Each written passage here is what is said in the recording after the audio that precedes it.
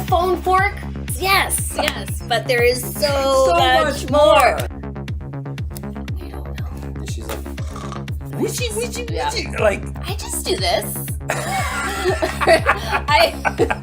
The product. It's a product that I saw available for purchase. did you enjoy yourself? I did. Was it fun? I think we got some good stuff out there. I think we got some great stuff. High five? Should we high five? Woo!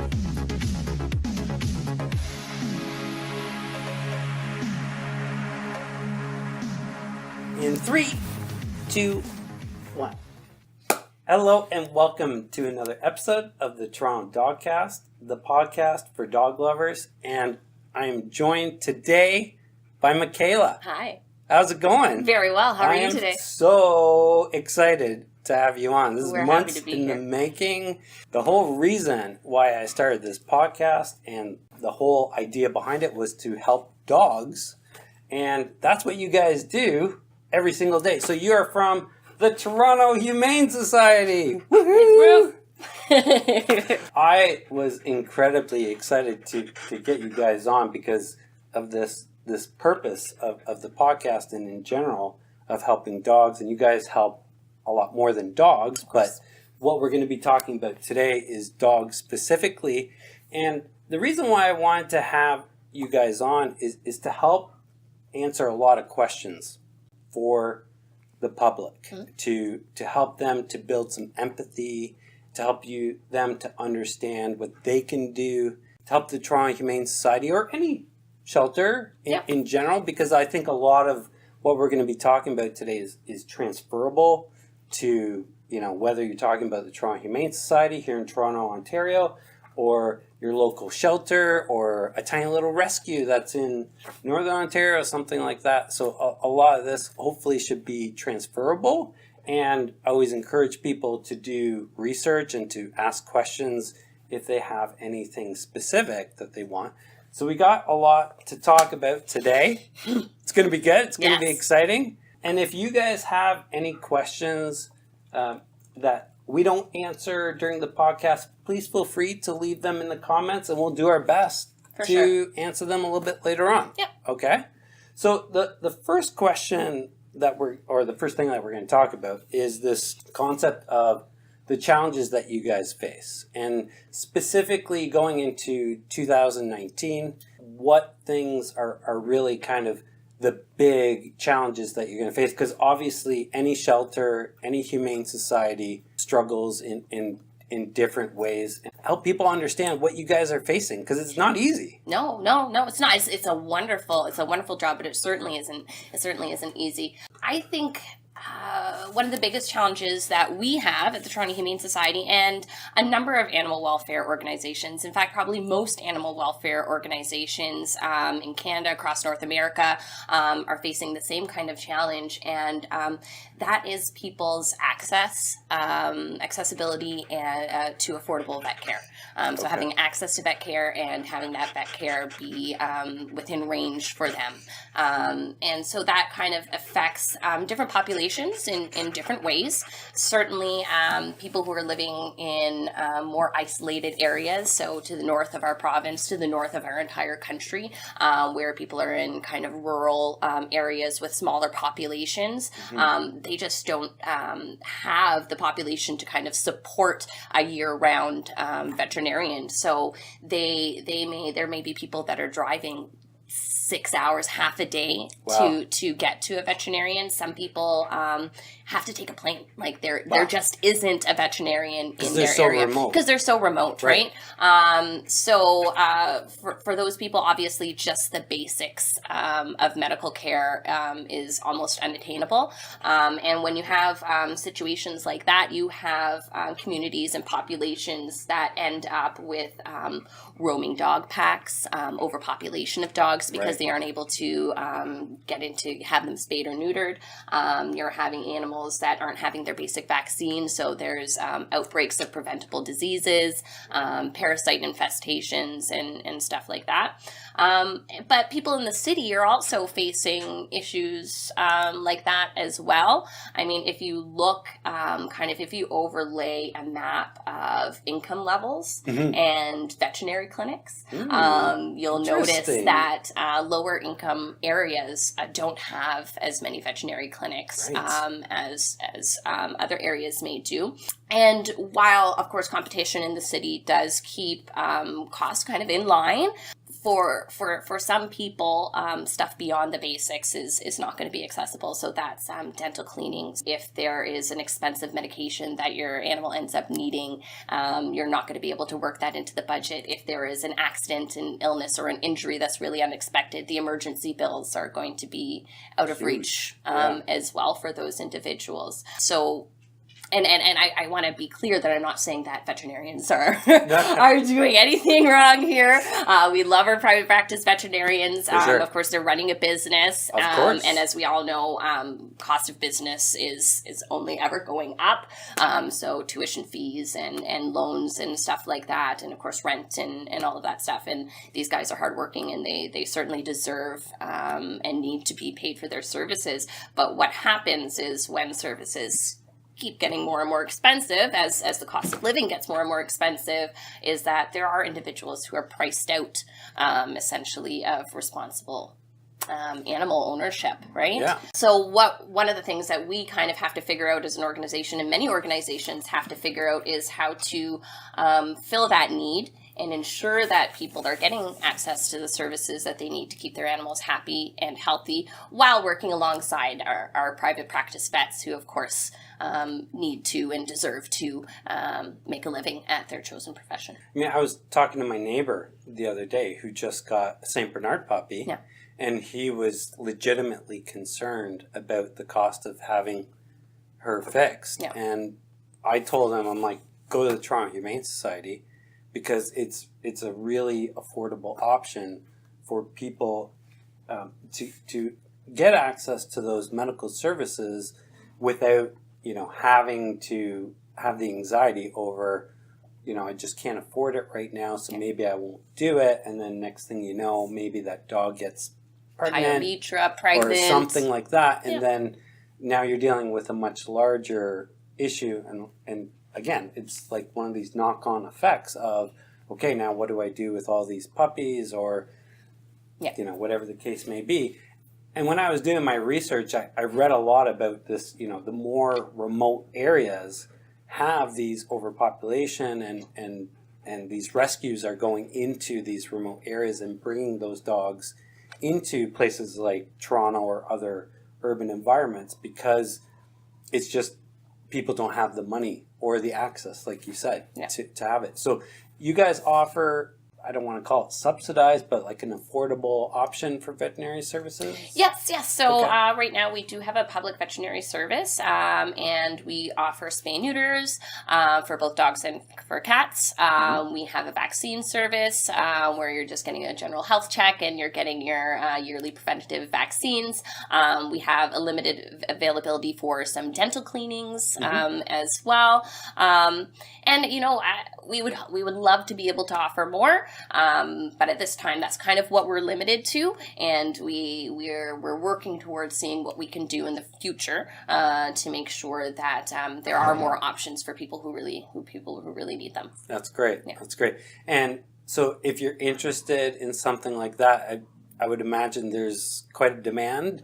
So book ahead of time? Yes. So for our canine appointments, for our surgery appointments, what we do is we open our phone lines once a month for people to book the appointments. Okay. There are subsidized appointments. So for individuals that are receiving some sort of government assistance, you have access to kind of a lower rate. And then there's our standard appointments. So the subsidized appointments get the opportunity to book first, because really that's we're here to make sure that people who just really don't don't have access for reasons of not being able to afford it, financial difficulty, have that access. And so once all those appointments, those people have had a chance to get their appointments, then we move on to the non-subsidized appointments that are open to just the general public. Right. Awesome. Yeah. Right. So book ahead. Yes. Right. Yes. So like if you have, for example, my neighbor who has, I think she's about 5 months old. I'm like, you should probably start planning ahead. Yeah. And look into it so that you can get it done and avoid the queue that is, not avoid it, but plan ahead for it. Exactly. So that you're not going to run into issues later on. Yeah. So the average age that dogs go to heat is around 6 months. Okay. So ideally, you do get your dog spayed before her first heat. If you get them spayed before their first heat, it drastically reduces the chance of mammary cancer. Okay. Yeah. So even one heat cycle can increase the risk of having mammary cancer. Okay. It's not the end of the world if you miss it, but do keep that in the back of your mind. Yeah, for sure. Yeah. For sure. That's great. Now we're going to talk about something a little bit more controversial in terms of, how you guys get your dogs. But I'm sure there's a lot of different sources for dogs getting accepted into the Toronto Humane Society. But what I want to talk about is not necessarily the dogs that are easily adoptable. I would imagine puppies are pretty easy to get adopted. Like little dogs is quite popular. Pretty. You're not overly worried about a cute little dog or a puppy getting adopted. But what I want to talk about are what are the most difficult dogs that you guys encounter that are a challenge to get adopted. So I think I don't think there is any one type of most difficult dog. Okay. There are certainly challenges or barriers to adoption that dogs can have. So generally, if there is a specific challenge or behavior issue or whatever it is, there's usually an adopter out there who is able to work with that. Okay. So if we have a dog, say, that has separation anxiety, we're probably going to find someone who works from home who really, then it's not a challenge for them, right? Yeah. It's something that they can work around or live with. Same for a dog that may not love men, right? They've had some experiences in the past and they don't get along that well with men. So if you have a female adopter that, kind of stays to herself, doesn't have a lot of guests over and stuff, it's a non-issue. I think where we really start getting into areas where it may take a little bit longer for an animal to be adopted is when you kind of start getting a basket of issues. Okay. So a dog that does not have necessarily just one barrier, it has a multitude of barriers. Sure. That is what makes things a little bit more challenging. So some examples, I guess, of barriers could be simple as age. Right. Older dog, size, a really, really big dog, a medical issue, diabetes or something like that. And then, of course, behavior things like interdog aggression or separation anxiety. So say you have a 13-year-old dog with a chronic heart condition who doesn't like other dogs and has separation anxiety. Right. It's going to be hard to find one person who's going to be able to deal with all of those multiple challenges at the same time, right? So what we do when we have an animal who maybe has a basket of issues such as that, we take a look at the entire picture and we have to ask ourselves, is it reasonable for us to expect someone to come into the shelter looking for this specific dog? Is it reasonable to expect that someone is going to be willing to take on this sort of challenge, right? And it's not to say that people aren't willing to take on challenges, because we do. We'll have people who come into the shelter and say, I want to adopt your oldest dog. Yeah. Right? Or I want to adopt a cat with FIV. But when we have those basket challenges, as I'm calling them, we have to be realistic. So you do have people who are specifically looking for, let's say, older dogs. Yes. Right? Yeah. Like, I would imagine that's going to be a very special person who's got a huge heart and a very, a really kind, and they understand, they have empathy for, look, if I see a 10-year-old dog at a shelter, odds are people aren't going to be queuing up. So I really want to go adopt that. I I actually, when I was doing my research, I found this place, and I think it's in Europe, Okay. where it's like a hospice for elderly dogs. Yeah. So, that's wonderful. so they go around, and it's like the sweetest thing I've ever read. So they go around to different shelters, and they get all the most senior dogs, like all the and they give them the most comfortable home type of environment, and for them to spend their retirement, I guess you want to call it. Absolutely amazing. And it's like this amazing person who's specifically said, I'm going to help as Ones many that need it the most. Yeah. elder dogs as possible. Yeah. So that's wonderful. So if there's a place like that in Toronto. Well, okay. So what we do is when we get these animals who kind of have this basket of issues, we have a palliative foster program. Oh wow! So okay. if we're saying to ourselves, we're looking at the bigger picture for this animal, and reality being that this is not a highly adoptable animal. Mm-hmm. Not only is he not highly adoptable, but there are a multitude of barriers to adoption, and the chance of this animal getting adopted are pretty low. So one of the pathways that we have for animals like that is our palliative foster program, and that's just what it is. The foster parent takes on the care for that animal, basically until their quality of life is no longer there. So it can be, months, or it can be years that they have this animal in their care. And we're here, we provide the behavioral support that they need. We provide all of the food, we provide all of the medication, we provide all of the veterinary care. Yeah, there's lots of animals that have maybe a life-limiting disease or something that is eventually going to cause them to pass away. But right now, they're a happy, loving animal that deserves love and deserves a home. Totally. But it is a hard sell for somebody to come into a shelter and be told, look, please adopt this dog. He may only have 4 or 5 months left, right? Yeah. So that's where the palliative foster program is really important. And do those foster, do they have an S? They should. They should, so we can just recognize them around the city and give them a pat on the back. I am almost embarrassed that I didn't know about that. And this is the reason why, and one of the reasons why I want to have you guys on, because there's so many, and I consider myself to be a real enthusiast with dogs, and I'm involved in the community and that kind of thing. And these are the unsung heroes. For sure. And I don't use that term lightly. I mean, these, I would consider those people specifically, and lots of people, including yourself and your training team and everybody else involved with this kind of stuff, because you live it. You live it, you breathe it every single day. I go to work in human resources, I come home and, spend time with the dogs and stuff like that, but this is what you guys do every single day.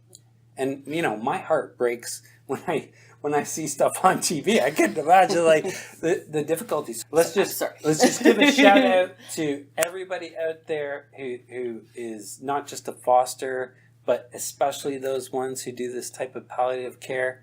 That's just amazing. That is just phenomenal. Big, huge thank you from the bottom of our hearts to all of our foster parents.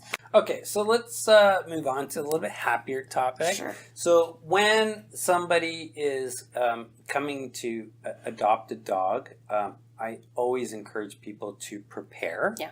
But maybe you can give us some perspective on what the Toronto Humane Society does from your end to prepare the dogs for adoption. Sure. So when animals come into the shelter, basically what we do is they all have a health check with one of our veterinarians and our veterinary technicians to make sure that there are no health issues that we need to be aware of.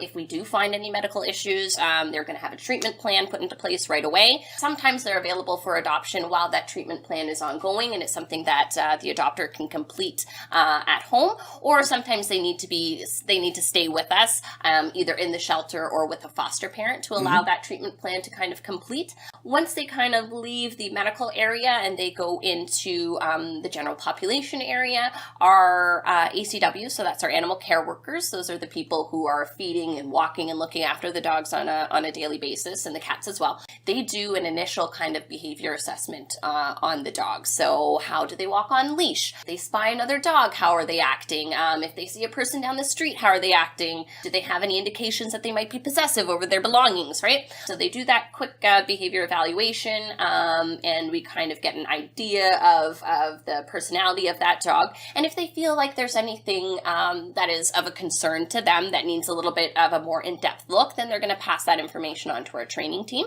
Okay. And our training team will work with the dog and put them through a training program to help them overcome whatever issues they are facing at that time before they're made ready for adoption.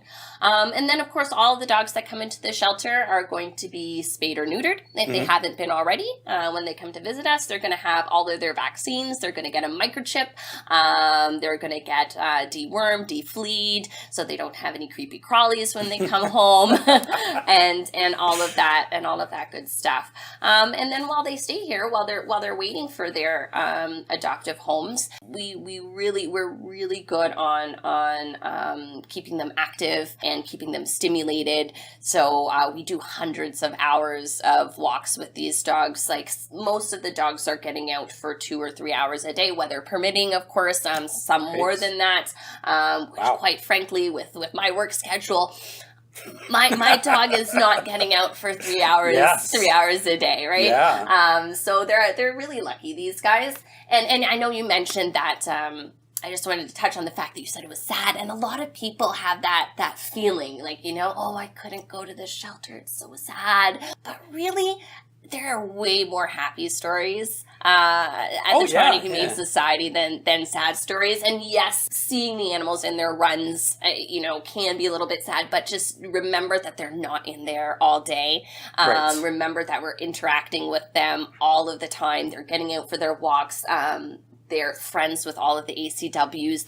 They're going through training. One of the things that we're doing right now, we're working with our dogs.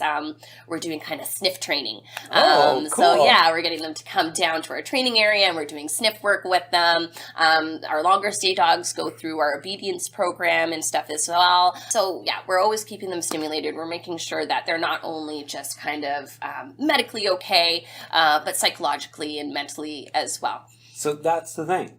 Myth busted, right? What? So this myth, and maybe it's because of like the way humane societies or shelters are portrayed in the media from like the past. Yeah. You see these, really sad looking dogs or whatever in kennels, and like that's the imagery that people have. And one of the reasons, but for this podcast is to say, guys, don't feel sorry for these dogs. This is like Shangri-La. Like, this is a great place.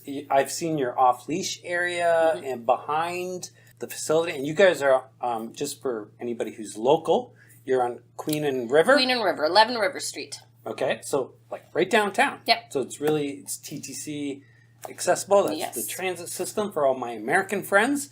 Don't feel bad for these dogs. If anything, you should be encouraged by the fact that they're in a safe place. Yes. They're not on the streets or in a home that maybe isn't giving them the attention that they need.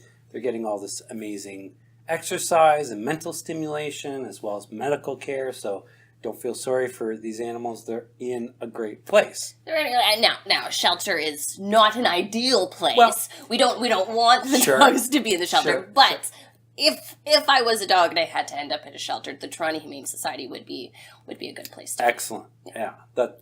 Maybe I overdid it a little bit. I'm just very enthusiastic because you do see dogs in less than ideal conditions sometimes, and there's a lot more awareness now about keeping dogs, in hot cars in the summertime and all these other types of things. So it's education is one of those things that is going to help people to see that it's a good place to go visit. It's a good place to adopt a dog if you're considering getting a dog and that kind of thing. But what about those people who want a specific breed? You know, anything is possible. We've had almost every breed under the sun in the shelter at some point or another. Purebreds, we have Shar-Peis, Chows, Rottweilers, Labs, Chihuahuas, Jack Russells. So almost anything. It's just a matter of timing, right? Timing. So if you're looking for a Saint Bernard and you want him tomorrow,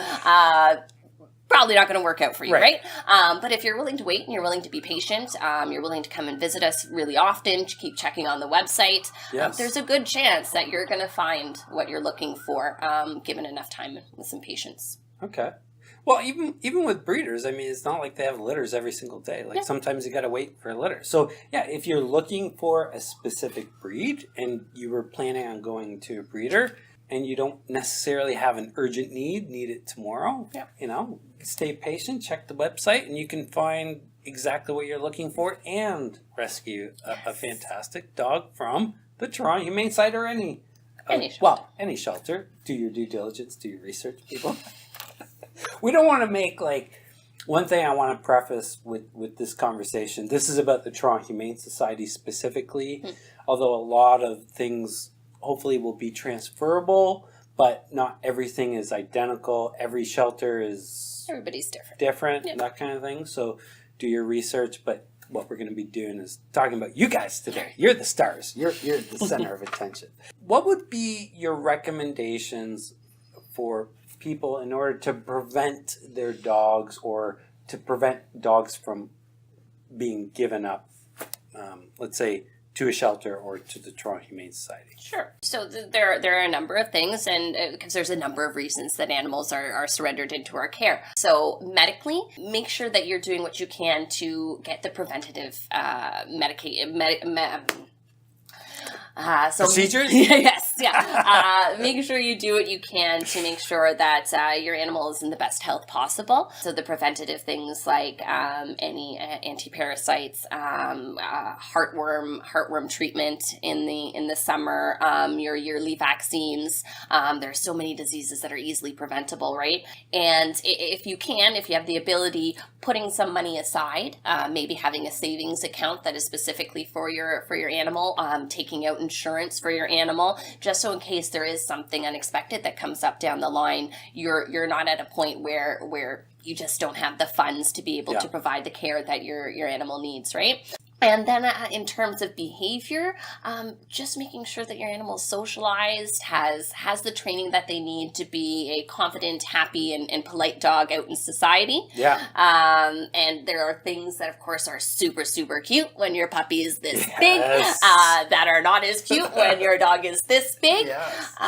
So that's, making sure that you have good control over your dog, and they're not going to get into any situations where they shouldn't because of behavior or situations that you're not able to manage because of their behavior. And then also kind of knowing your rights, I think, is important as well. So there are people who, give up an animal due to the fact that they're moving, and are they going to find a place where they're allowed to have their animal and stuff like that. So just make sure that you know your rights in terms of what landlords can and cannot do in terms of animal ownership. So that's a really interesting thing, because I when I was doing my research, moving was one of the big reasons why people give up their dog. And another one was behavioral problems, so anybody who's curious, go on to the Toronto Humane Society website. They have a very comprehensive set of training. They have professional certified trainers that are available. The classes are very comprehensive. There's different levels of training, all the way to if you do have behavioral issues with your dog. They have behavioral experts that will do one-on-one. They have phone consultation services that are very affordable. And these are all things that you can do early on when you start to notice that there's a problem, so that 6 months down the road, instead of saying, okay, well, we have to give up our dog because it has this or that issue and we don't know what to do about it, an ounce of prevention. What's that expression? I don't know. It's terrible. Ounce of prevention is worth... we don't know. Somebody in the comments will let us know. Help us out, people. They're like, this is what that expression is. But basically, I always encourage people to work with their dog and to train their dogs, whether they feel that there's a need for it or not. One of the things that people miss about training is that it's a great quality activity. Yeah. Right? It's just a wonderful time to spend, a wonderful way to spend time with your dog, right? So, and it's a way to provide them with stimulation that is not necessarily physical. So it's a poopy day outside. You can't go out, but you can do some stuff inside the house with them that will provide them with the mental stimulation that will kind of help them burn off that energy. Yeah, totally. And the group classes are also a fantastic way not only to learn from the training team at the Toronto Humane Society, but it's also a great social activity. Exactly. So, like, a lot of people come to me and say, well, I just got a dog, but I'm really nervous about, like, making other doggy friends. And I'm like, why don't you sign up for a training class? Yeah. So, look, you have some fun with your dog. You get them trained by an amazing training staff who knows exactly what they're doing, can teach you all the right ways to work with your dog, and it's social, right? So you can go meet other dog lovers and other people who are probably in a similar situation to you. Yep. Maybe they just got a puppy. We go to a puppy class. That's awesome. It's like, now my dog has a bunch of little puppy friends. Tons of friends, yeah. And there's people friends too. So don't discount the social connections and the fun that you can have at one of these training classes that you can then benefit from afterwards. It's like, oh, let me get your Instagram account or whatever. Yes, or let's text and take our dogs for a play date at the dog park or something like that. So whether it's, look, I want to prevent problems, or I notice my dog is starting to get a little bit, nervous around other dogs. Like, there are options available to you to go out and seek help. Check out their website. I'm going to be putting a link to the training team's site, so you can review all their different classes and their different services. See if it's a right fit for you. But I would definitely encourage you guys to do that kind of thing. It's a great preventative tool, and it's lovely for the dogs. Yeah. And yeah, like you can always carry on, right? Absolutely. Once you get past the basic obedience, we have a tricks class. Yeah. Beyond what we have, you can go and you can do the relays and agility. Yeah, there's all sorts of stuff that you can do. Yeah, just amazing. And you'll get some great Instagram posts too. Everything's about social media. Everything's about Instagram these days. It's another opportunity for some really cute Instagram pictures and stuff. So there you go. Now let's move on to, how does a person, a couple, a family, how would you recommend they go about choosing a dog, right? Because it's one thing to say, okay, let's go to the Toronto Humane Society and let's adopt a dog, but sometimes people choose a dog that might not be the right fit for you. And again, we're talking about prevention, we're talking about education of, we want to make sure not only is this dog going to get a great home, but also that you're going to enjoy life with this new member of your family. Yeah. It's a big commitment. And oftentimes choosing a dog can be a difficult task. And, it's one of those things where if we can provide some advice or some insights from yourself of, how should people go about choosing the best dog for them? Yeah, for sure. So what you'll find is a lot of people have kind of a look in mind, right? And they come in or they see pictures on the website. They're like, I want that dog because he's black and fluffy, and he's got these beautiful eyes. And they're not taking into consideration the dog's actual personality, Yes. perhaps any kind of breed-associated traits that dog may have. And those are the things that are really important. So you have to be honest with yourself. Take a good look at your lifestyle, your family's lifestyle, and make sure that is in line with what that animal will need. We have a really open adoption process. We don't often deny people for adoptions, but we may deny a specific animal to a specific person, just because lifestyle doesn't match, right? We don't deny animals, for example, to people who live in condos, right? You have 3 large dogs in this condo, and it's absolutely fine because you're going to provide them with the exercise that they need to be happy and healthy. However, if someone lives in a condo and we have a dog that we know has pretty extreme separation anxiety, who is going to be barking from the moment that they leave until the moment they get back home, is a condo going to be the right environment for that particular dog? Probably not, because you're going to start getting complaints, and that sort of thing. So just taking into consideration your lifestyle, the amount of time that you have to spend with the animal. Is it a highly active animal? All right, so we were talking about finding the best match for you. Yeah. So take a second to sit down with either yourself, if you're on your own, or with your family members, and come up with, okay, what is our lifestyle? How much time do we have? Exactly. Are we going to be leaving a dog alone for Extended several hours, Yeah. or do we have toddlers or teenagers or whatever? So take a second to get input from your family. And be realistic about, okay, this is our lifestyle.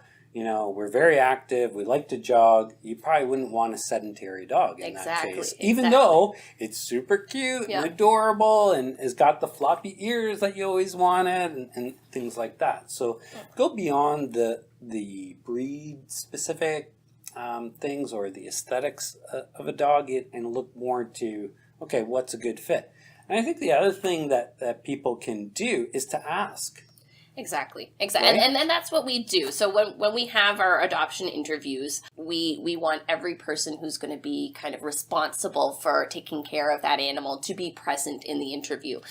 So if you're a family of 2 adults and some really young children who aren't necessarily going to be looking after the animal, the young children don't have to be there, but both of the adults have to be present. And if you have teenagers and you're saying, well, these teenagers are going to be partly responsible for looking after the dog, then those teenagers should be present in the adoption interview as well. And if you've picked out a dog that we think may not be quite the right match for your particular lifestyle, then we're going to just kind of direct you in another direction, right? So it's not going to be like, no, you cannot adopt a dog. Right. It's going to be like, this dog may not be quite the right match. Have you considered this dog or this dog? And here are reasons why we think they may be more suitable for you and your home and your family than this dog would be, right? Yeah.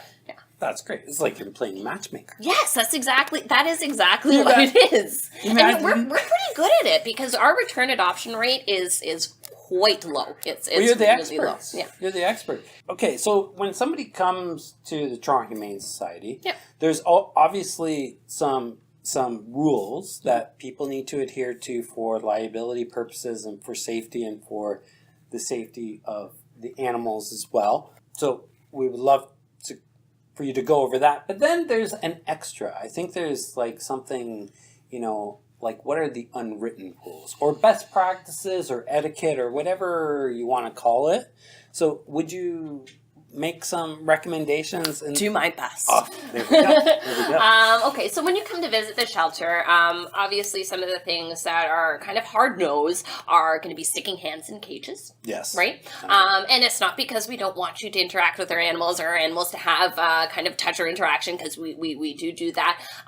But there are animals that may, number one, have kind of a little bit of territorial. That's their space, right? Yeah. And you have to imagine that you are one of these animals, right? They have hundreds of people walking past them every single day. So their little space is their little space. And if you had people just constantly knocking on your door or staring at you all day, it's going to start making you feel uncomfortable. So we want to make sure that their space is their space, and we keep our hands and fingers out. And another reason for that, of course, as well, is the spread of disease, right?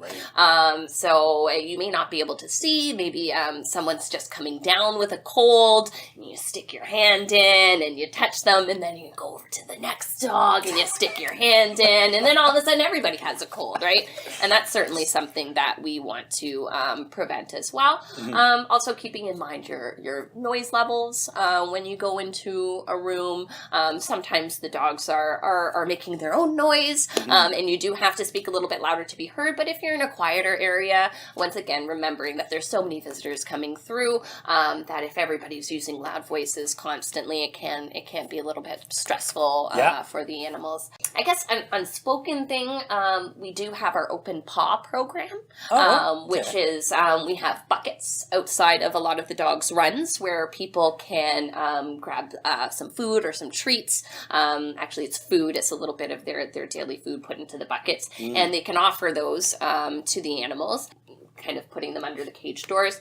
So try not to offer the treats to the animals that are barking or kind of really soliciting tons of attention and are really, really excited. If you notice a dog that's sitting there quietly and attentively and patiently, those are the dogs that you're going to want to try and offer food. So they learn that they're getting these rewards when they're behaving in a mild mannered way. And then what else can we think of that's kind of an unspoken rule? I guess remembering that people come to the shelter for different reasons, right? So just kind of keeping that in the back of your head as well. You may be wandering through the shelter and thinking of bringing home an animal, which is a really exciting and joyous occasion, right?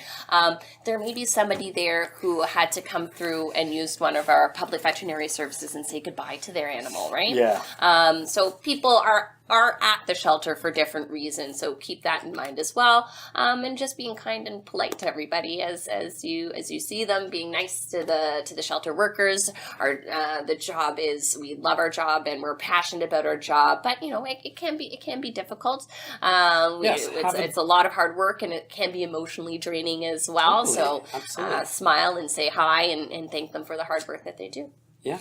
A bit of empathy goes a long way. Yeah. And really, understanding that obviously, like, you're there for a reason, and that's a good thing.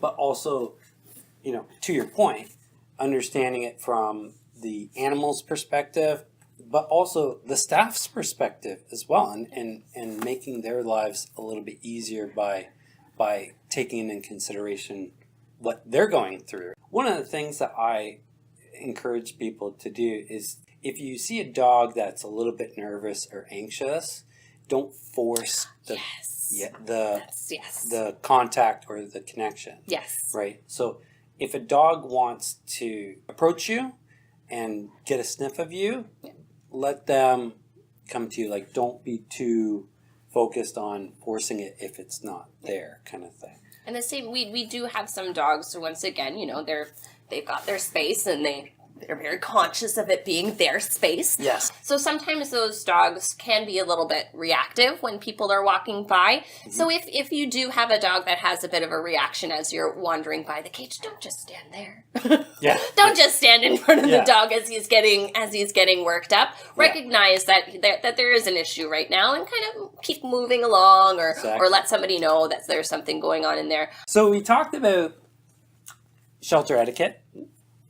We talked about empathy for the staff and for the animals as well. But let's say you go through that process and you've set your sights on a cute dog or whatever the case may be, and you're looking to take that next step to see if it's going to be the dog for you. And go through the adoption process. Sure. What recommendations or what suggestions or processes, like actual procedures, do you have to interact with that dog so that you can make that final decision. Yes, we want to adopt this dog and go through the paperwork and what have you to take it home. Sure. Yeah, so you found your dog. This is it. This is for you. You've gone through kind of the adoption questionnaire. We agree. We think that you guys are a potential match. So the next step that we like to go through is actually going out for a walk with the pup. So one of our adoption agents will start the walk. We'll go outside together with you and the animal, and then you get a turn to kind of take control of the lead and make sure that you're able to manage and handle them appropriately while you're out on that walk, and that you're still comfortable, because before you were just kind of visualizing the dog and looking at the dog and imagining what it would be like if you had that dog right next to you. So you do get that chance to have that dog right next to you and go out for a little adventure with them, just to kind of solidify your decision there. If you do have another dog at home, usually what we do is we arrange a meet and greet with your dog and the dog that is at the shelter that you're considering taking home with you. So it's probably not going to happen on the day that you do your interview. You will be approved for the interview. You'll do your little lone walk with the animal and the adoption agent, and then we'll schedule another visit for you to come with your companion that's already at home, and we do a meet and greet at the shelter. And generally that starts off as a walk as well, because, when animals aren't kind of on their home turf, it's a little bit easier to have them kind of interact and make friends with each other. So we'll take them out and make sure that not only you get along with your new companion, that your companion at home is also going to be a good match for them as well. Yeah, and a walk is a fantastic activity to build a relationship, you know what I mean? That isn't just solely focused on affection and emotion and stuff. Like, it's going to be, you're going to be walking this new member of your family, so why not do that activity as part of the adoption process? So that's phenomenal. Yeah, that's a great recommendation. I love that. I'm a big fan. That's like my catch line at the end of my videos. I'm like, if you love your dog, take them for a walk. Because walking is one of those activities that dogs January is Walk Your Dog Month. Which I really thought was an odd choice. Yes. Or if you're going to choose a specific month to make National Walk Your Dog Month, is January necessarily the best one? Could have been May, September. It must have been somebody in California saying exactly. We don't understand that in Toronto. It's like negative 21 degrees Celsius, by the way. Yeah. But that's great. Well, every month should be Walk Your Dog Month. It should. But that's fantastic. So, do you have any activities around that month? Or? No, we don't have anything really planned in shelter. We're just going on with our regularly scheduled walks and group. We do group play sessions at the shelter as well. I didn't know if you know about that. So that's one of the things that we do with our dogs to keep them stimulated and happy is we get like-minded individuals who get along with each other. We bring them back out into the off-leash areas and they just have a little gallivant about, which is really fun to watch. That's so much fun. Yeah. That's great. One last question about the human side to interacting with dogs. Is there anything that people should avoid in terms of their own behavior? And one of the examples that we gave earlier on is not feeling sorry for the dogs.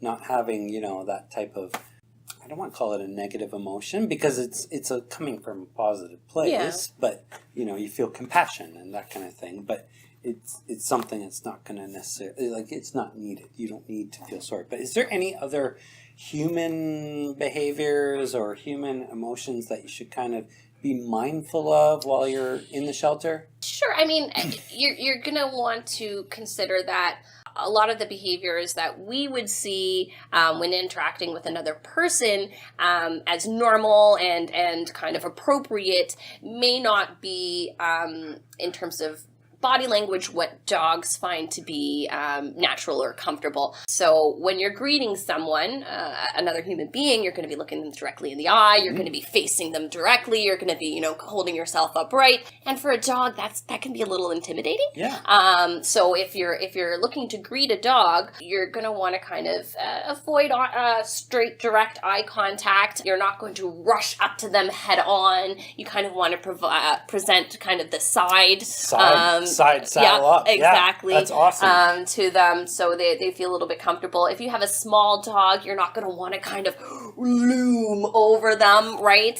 Get down to or pick them up. You don't ever want to kind of get right into a dog's face. So when you are going to interact with a dog, you're going to want to go down to their level if that's at all possible. Let the dog come to you, rather than going towards the dog. The people like to pat directly on the head a lot of the time, which dogs don't necessarily like. If you're a stranger, I mean, your own dog, you know what they like. They might like a nice head scratch, but if it's a dog that you're not as familiar with, you're going to want to try and pet them on the chest, on the shoulders, in that area, rather than kind of going right over the head. Yeah, because like when you're reaching for their head, they can't see where your hands are. Exactly. But if you're just on the chest, it's like it's visible. They know what's going on. See. Yeah, that's great advice. And keep your tone of voice into consideration as well. I mean, some of us naturally have a deeper and calmer voice than others. My voice is rather high pitched, but just whatever kind of feelings and emotions you're displaying, the dog is going to pick up on that, and it might not pick up on it. Like if you're showing a lot of positive, excited, happy emotions, that could result in some anxiety for the dog because they're not really sure what's going on. So a lot of high-pitched noises and a lot of waving of arms and stuff may not be well received, even if it's just you being super excited and exuberant to see that dog. Yeah. So calm. Cool. Yes. Collected. Yes. Love it. There's always a time and a place.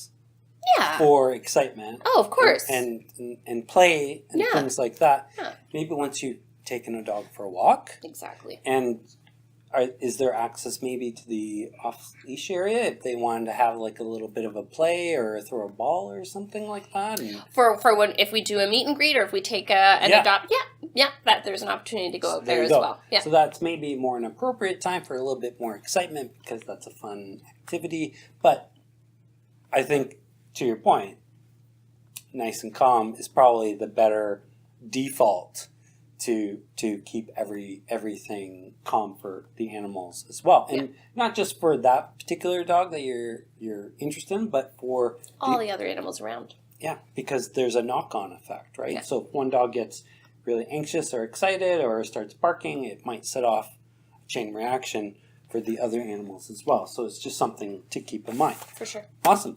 So before any podcast, I solicit questions from the audience.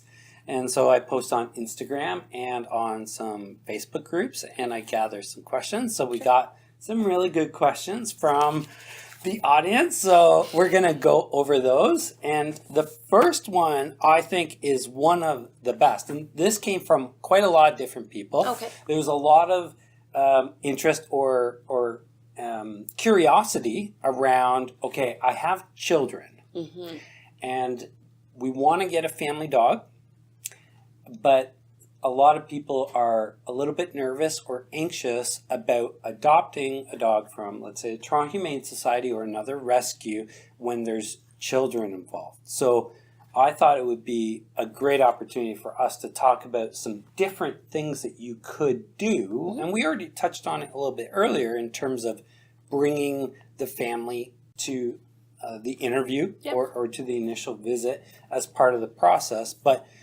maybe people are a little bit apprehensive about even coming in the first place. So we want to dispel some of those myths and come up with some ideas maybe about what people can do, because you know, a lot of people have this idea of, okay, well, because I have children, I'm going to go get a dog from a breeder because that's going to be the safest option for my children or whatever.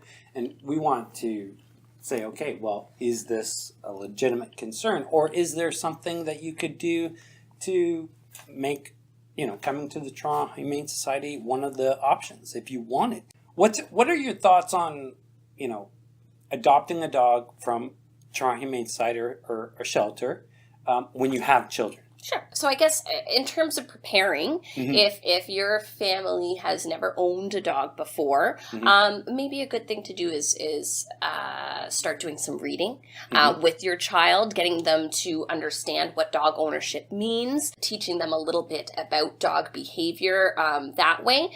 Do you have friends? Do you have family that owns a dog already? Getting them used to dog body language, teaching them how to interact with a dog before they actually even have a dog in the home, I think would be a good thing to do. In terms of being nervous about getting, I guess, a shelter dog, I think that's partly to do with this. There's a little bit of a stigma, I guess, sometimes against shelter dogs. People think that they're there because there's something wrong with that dog, right? A lot of shelter dogs end up in the shelter for reasons that have absolutely nothing to do with them, right?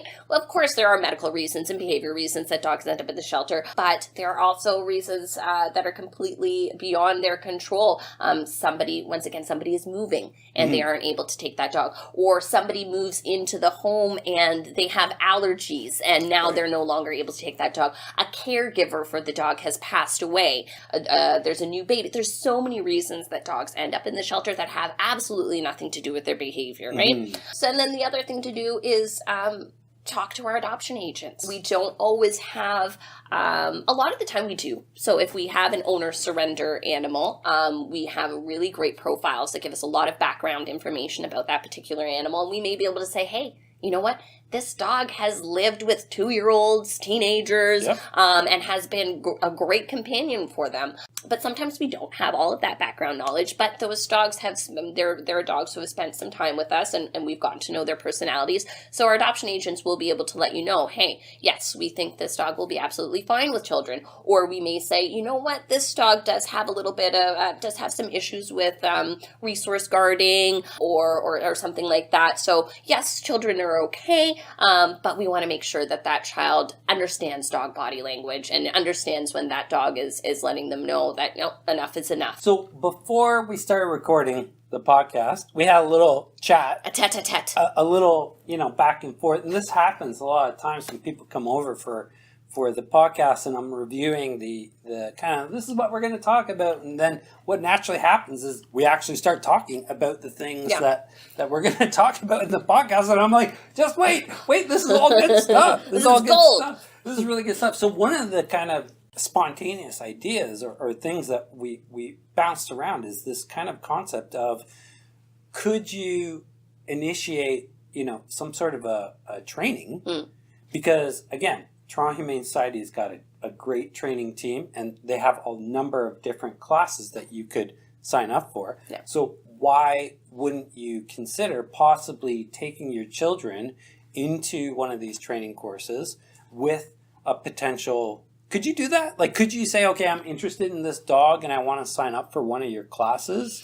Unfortunately, not at this time. Okay. So if you were a volunteer with us already and you wanted to volunteer your time taking one of our animals that's in shelter waiting for adoption through one of the training classes, then yes, that would be an option. Okay. But just a person coming off the street saying that they would be interested in doing that, not at this moment in time. We don't have the program set up in that way. Do you have a training program, or I shouldn't say training program, like a training recommendation for children or, young adults, or I don't know, that could attend with their parents to be specific towards, okay, this is, geared towards kids? So not right now. What we do,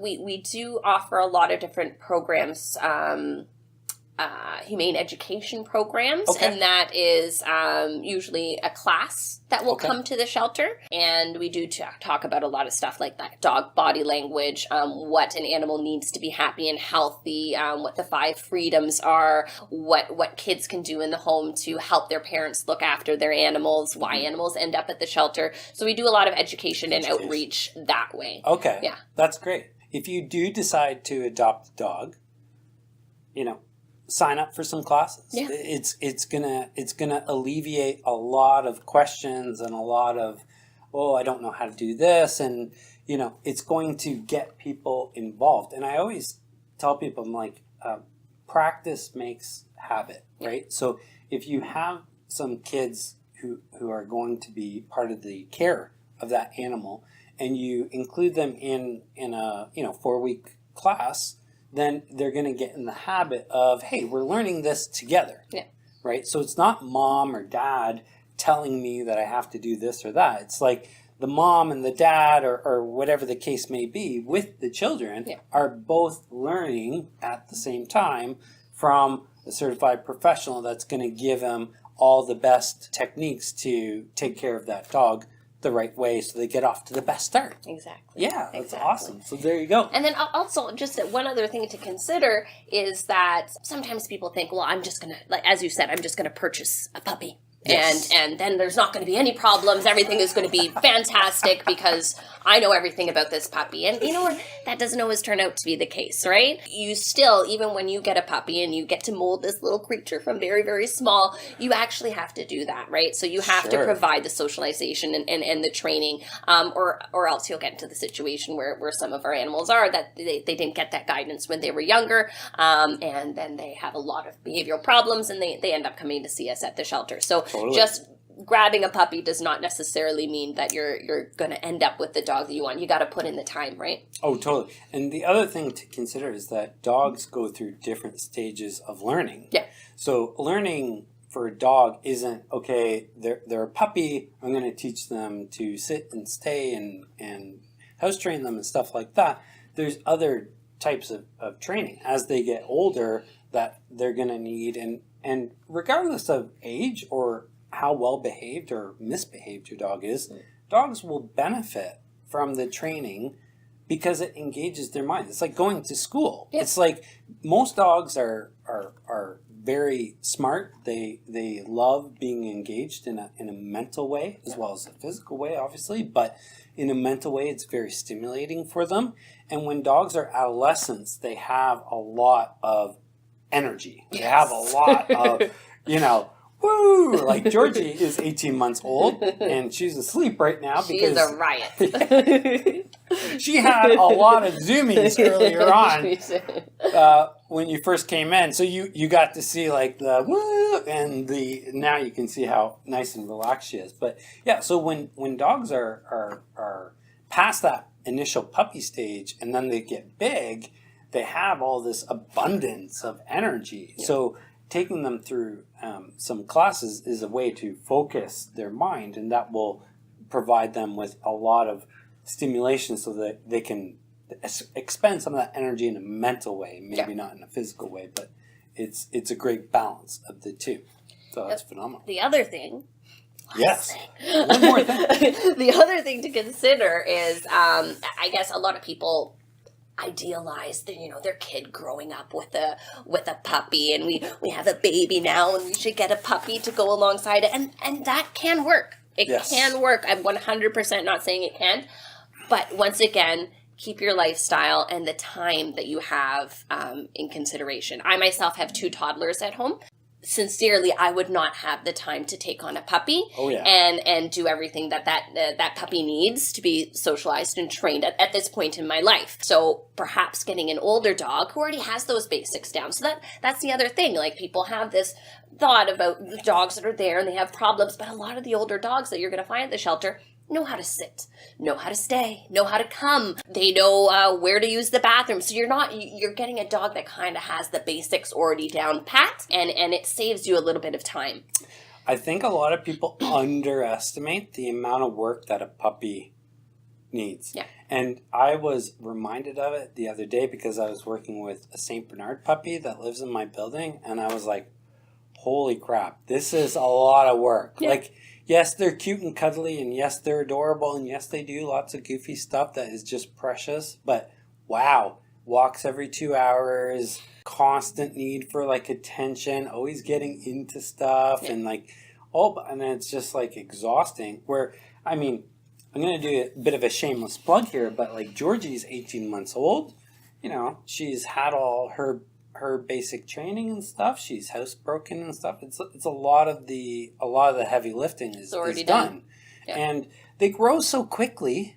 You get a really cute little puppy and they don't stay tiny forever. I mean, obviously little dogs are kind of one of the appealing aspects of a little dog is they kind of look like a puppy even when they're adults. But a lot of dogs get really big really quickly, and so they go from like this to like that, like within a few months. Yeah.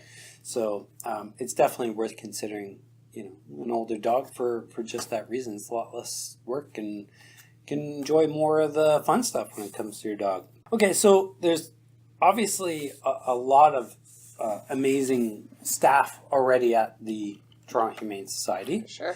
So one of the interesting things that people are really curious about is becoming a volunteer. Oh, okay. So maybe somebody loves animals, they love dogs, they love cats, or they just are an animal lover, but they don't have the time or space to make the full commitment of, okay, I'm going to have a dog or whatever at home. So they want to still do something with animals, with dogs. They still want to spend time with them or that kind of thing. Or maybe they just want to contribute. They just want to help with the amazing work that you guys are doing and become a volunteer. What kind of things do you guys look for, and how big is your volunteer group? We have a lot of volunteers. I don't know a number offhand, but it's definitely in the high hundreds, if not in the thousands. Wow. We have a really strong and a really fantastic volunteer base, and we're so lucky to have them, and we're so thankful for them. In terms of what we're looking for in a volunteer, it's a time commitment. Yes. And it's a fairly substantial time commitment. We ask that all of our volunteers are able to commit to at least 6 months of volunteering. And that's because there's a lot of training that goes into being a volunteer at the Humane Society. Some hands-on training. There is some computer-based learning as well that needs to be done.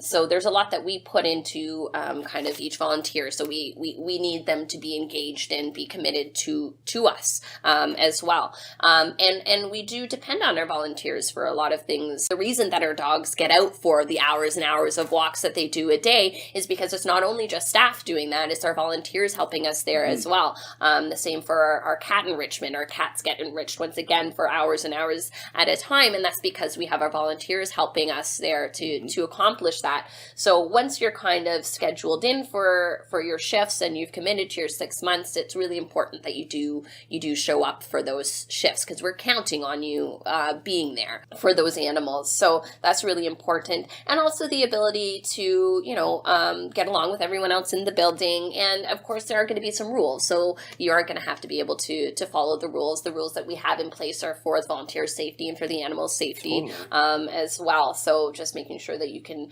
adhere to those. And people need to keep in mind that our volunteer opportunities for hands-on stuff with the animals, very popular. So we are so lucky that we have so many people who do want to volunteer with us. Our volunteer applications open up about 2 or 3 times a year for our hands-on stuff. So you do have to keep posted to our website and our social media channels to see when those applications open up. It's not kind of an ongoing thing, but there are other ways that you can volunteer with us as well that aren't as subscribed as some of our hands-on stuff. So we need administrative volunteers, people to help us with our paperwork. And that's great for people who kind of want to help, but maybe you have an allergy to cats and you can't necessarily work with cats, but you still have a passion for animals and you want to help. So that's a great way to help. There's some data entry stuff. And then we need people to go out with us to our outreach kind of events and work with us at our booths, talking to people in the community, helping us set up for events and tear down from events. So there are our photographers. We have volunteer photographers as well.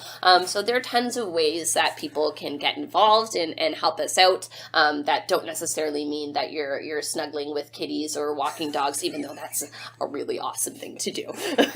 For sure. And I think the interesting point there is that you can contribute in other ways that are going to benefit the not just the animals, but the organization as a whole that is supporting all these animals. Yeah. So, I always encourage people to, if you have something in your mind, just be flexible. Yeah. Ask questions. Ask the Toronto Humane Society, what can I do? to help you? What do you need versus having an idea in your head and saying, well, this is how I picture volunteering. Yeah. Let's talk to the people that are at the organization to see, okay, like, can I help you with your next fundraiser? Yeah. Or, you know what? If you sign up to your Instagram page, share your posts, right? There's that other is an ways awesome way to show support, yeah. Right? Yeah. And we're going to get into that next because there's a lot of people who want to help. Yeah.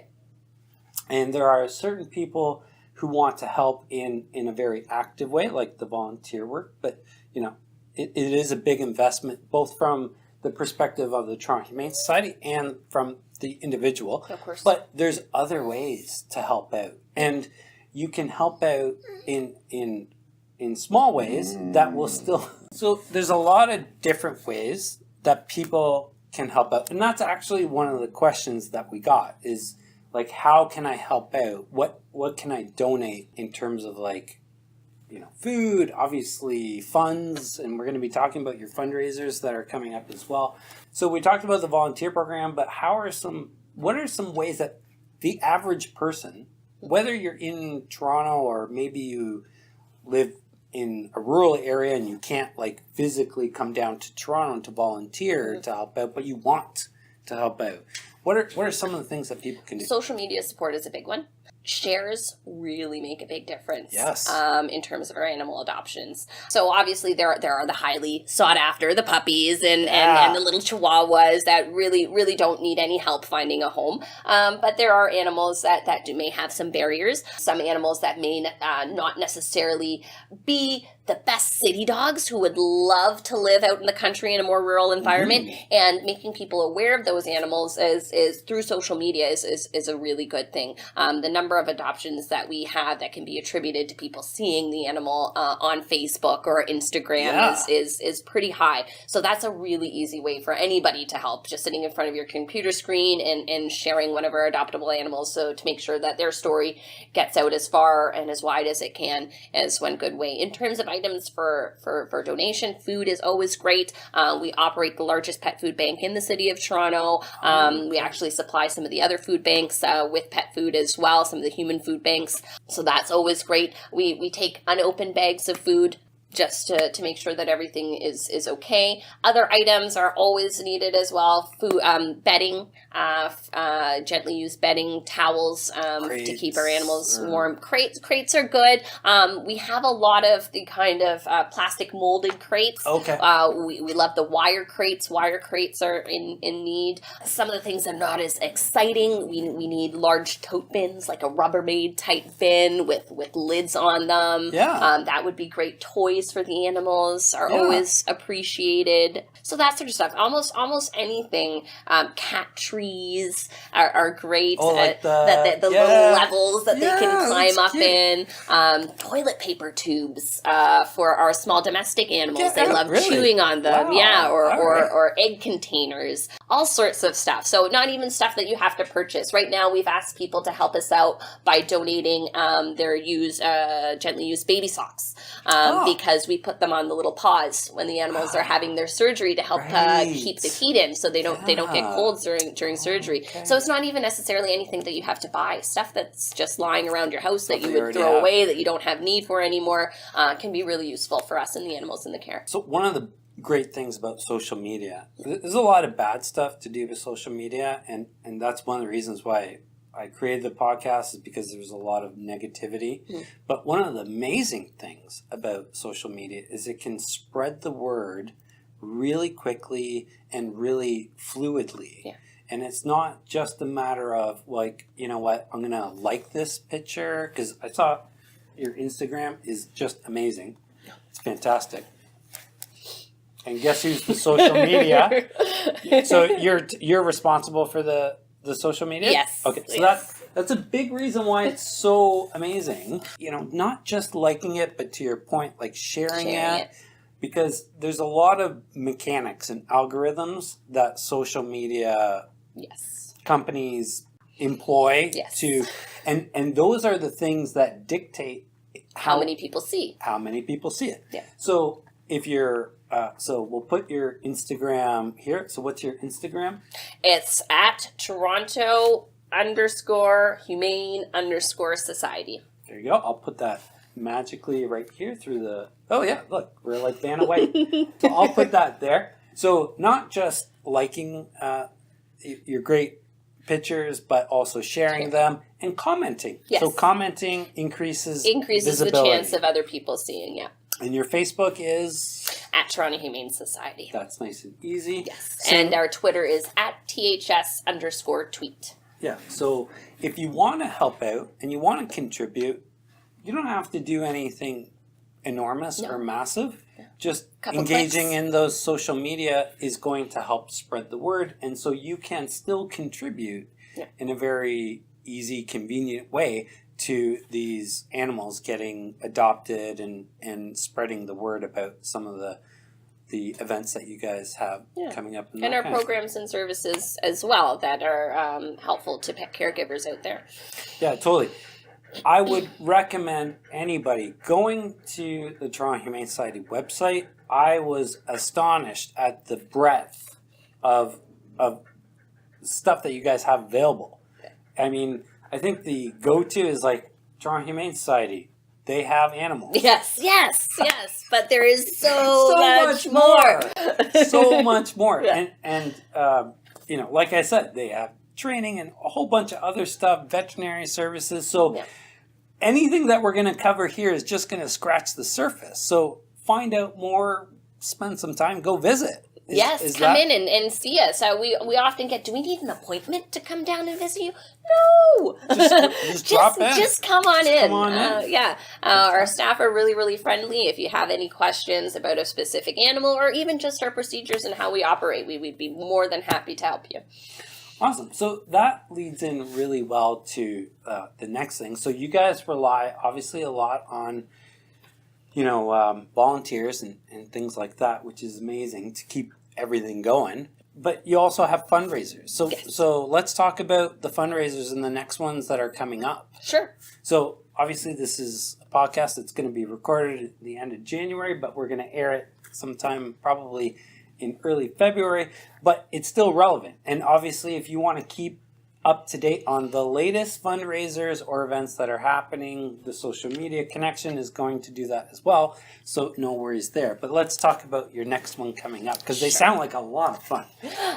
So the one coming up right next is going to be, we're going to be having goodie grams for our animals. Sounds tasty.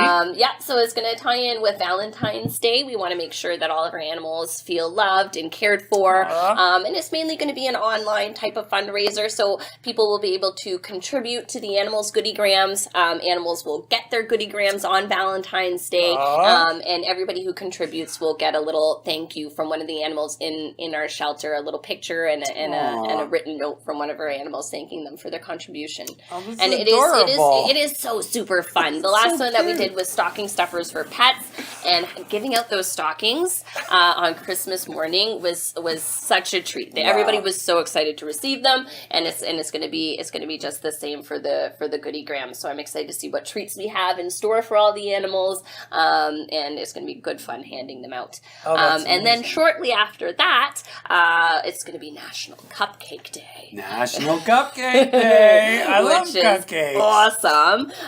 So we'll have some bakeries working with us, and of course we're going to want anybody who is a professional baker or just someone who loves to bake at home, who wants to make some cupcakes for us and bring them in. We're going to be having a bake sale in our lobby, and all of the proceeds are going to be going back to animals and their care. Oh, fantastic. Yeah. So and that's on the 25th of February. Yeah, so kids, go ask your parents if you can make some cupcakes. Yes. Lots of fun. I'm sure there's a spoon or a bowl that you can lick somewhere in there too. So it's going to be great. So that's in February. That's on February 25th. 25th. It's National Cupcake Day, and then our goodie grams are going to be leading up to Valentine's Day.